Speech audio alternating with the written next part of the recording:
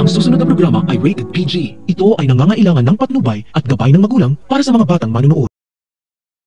Sa wakas, kumpirmado na nililet na si Atty. Renan Alon at Renren ay iisang tao lang, kaya hindi na siya nag-aksaya ng oras at pinigilan niya ang kasalang Eira at Renan.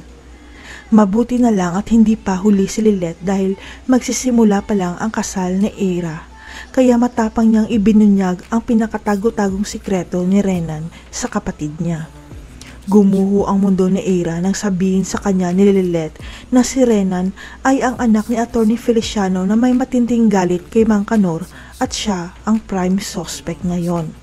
Si Eira na lang ang huling pag-asa ni Renan para mabayaran ang lahat ng mga utang niya, pero masisira pa ang plano ni Renan dahil nabuking ni Lilet ang sikreto niya. Hindi nagtagal, dumating ang mga pulis para arestuhin si Renan dahil kailangan niyang magpaliwanag kung bakit nakita ang DNA niya sa hideout ng mga kidnappers. Kahit magaling na abogado si Renan, hindi niya kayang lusutan kung bakit nakita ang fingerprints niya sa panyo na may dugo kung saan dinala si Mang Kanor. Ang hindi alam ng lahat, nakaligtas pala si Mang Kanor dahil hindi naman ipinakita na totoong pinatay siya ng mga tauhan ni Patricia, lalo na at may utang pa si Renan.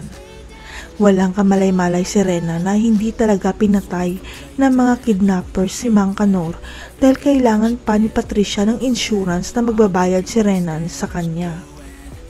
Hanggang sa makatakas ulit si Mang Kanor sa mga tauhan ni Patricia at sisiguraduhin niya ngayon na hihingi na siya ng tulong sa mga pulis para mailigtas ang buhay niya.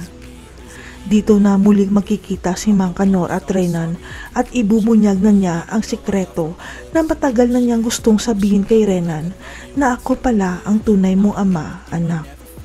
Magbabago na kaya si Renan dahil nalaman niyang inosente pala si Mang Kanor? Abangan.